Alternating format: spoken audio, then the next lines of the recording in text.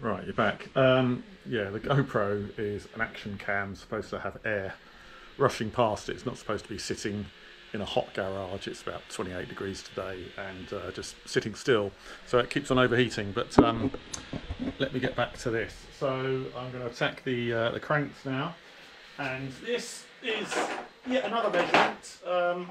This one appears to be, this has gone back to Imperial, 7/16. Is that what you think it should be? Stick this on here.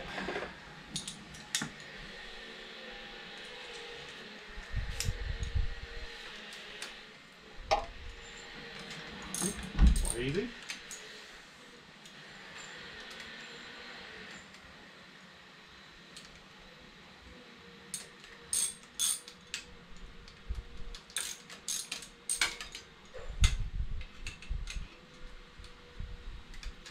Still haven't got that off, by the way.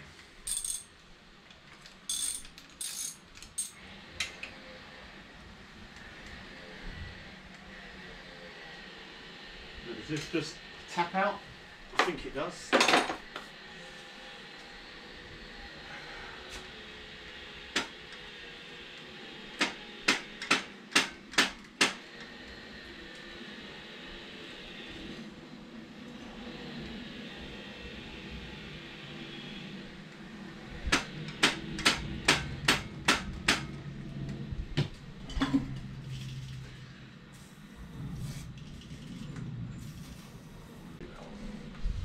Let's look at the other side.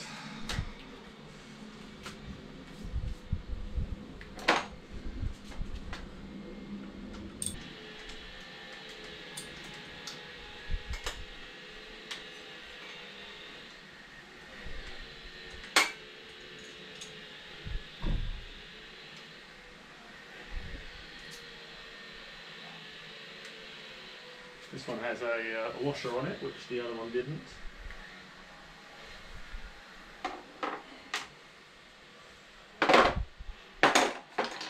Does this tap out?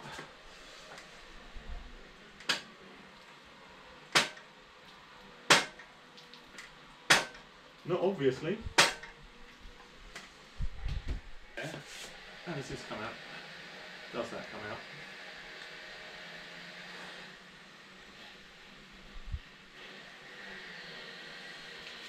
Time to look at the internet. When I first started bike maintenance, they always used to be going on about drifting things out, and I didn't know what it meant. It took me years to realise that it meant twat it with a hammer, which is exactly what I've done with this, because it says if you remove them carefully using a cotter pin press, then you can reuse them. For this one, that wasn't me. The teeth were all chewed up. Can you see that? Does that focus on there? Right, so yeah, 2 cotter pins removed, and can you see the bottom one? The threads are stripped, and that was the one that I said, oh, that nut came off quite easily, so it obviously wasn't on there properly in the first place. So yeah, the cotter pins are, one of them's definitely screwed, so I'll need a new couple of those. And then I was looking at what next to do to remove the cranks, but I just noticed that this has pretty much self-removed itself. Oh, look, let's twist that around, hold on. There you go, look, that's come off like that. Right, I kept on attacking this with a some plumber's grips, I think, plumbing grips, and the socket set, and it finally snapped, so that should just, I'll take that off in there when I can use 2 hands. And then, so we've got one end off there. Oh look, it looks like this. Here we go. That's just coming off there. Nice and straightforward like so. It needs clean, doesn't it?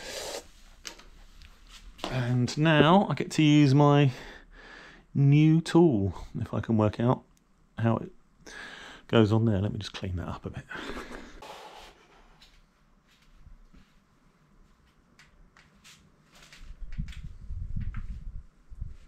Right, I'll flip the frame over so I can use my new lock ring removal tool, which is here. And I think Probably need a mallet as well, so I'll put that there for the time being. Right, it's hammer time. I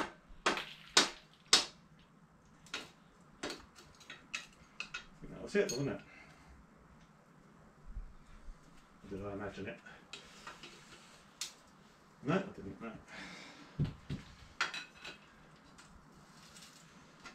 All right. Not exactly smooth turning. Lots of crap flying out, if you can see that.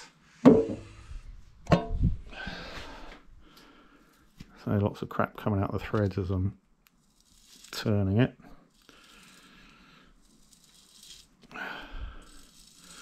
Grease and grime.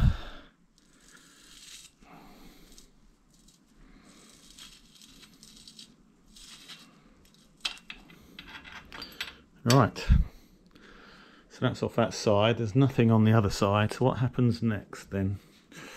Okay, so I have some flat edges there and I have some flat edges here. Do they align? Yes, they do. Which way do you reckon it's going to turn? One way or the other, isn't it? Let's give that a go. Can you see all right? I'm going to feel that I'm that way. Right, okay.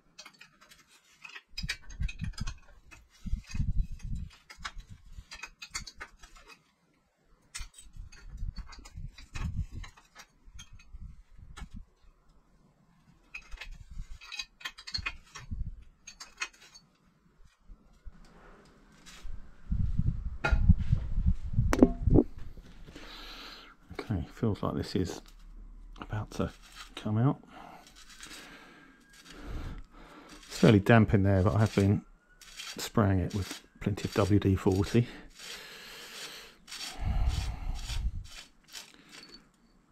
And there we have, right, so we've got the ball bearings in there. They look all right actually, don't they?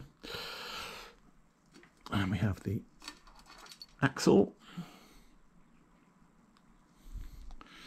So when I, oh no, they've both got, is there a way of telling which one's drive side and which one's not?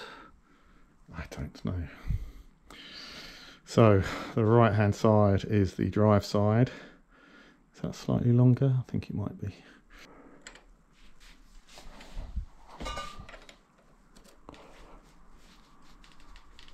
Oh, yeah.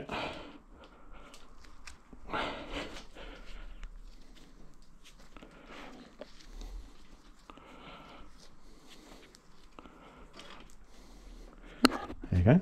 Not sure if this is the right tool, but it's working.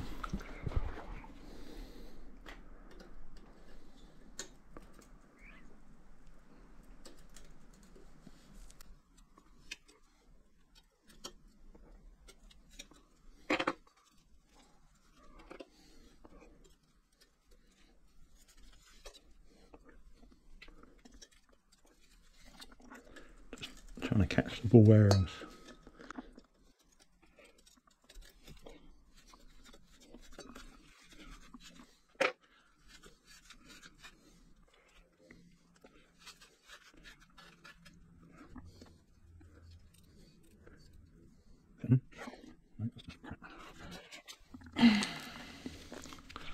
All carefully stored down there, and there we have a pretty shitty looking bottom bracket.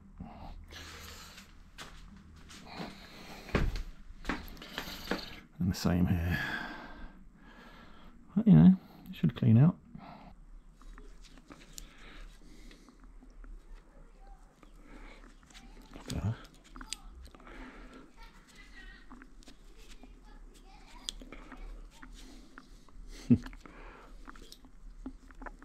That's weird.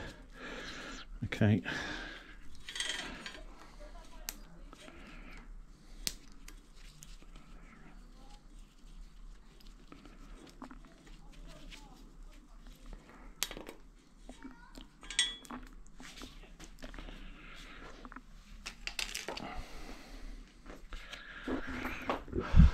getting there, aren't we? Headset, forks, and then of course this one. I thought I'd save that till last. It's got to be a whole video on its own, isn't it?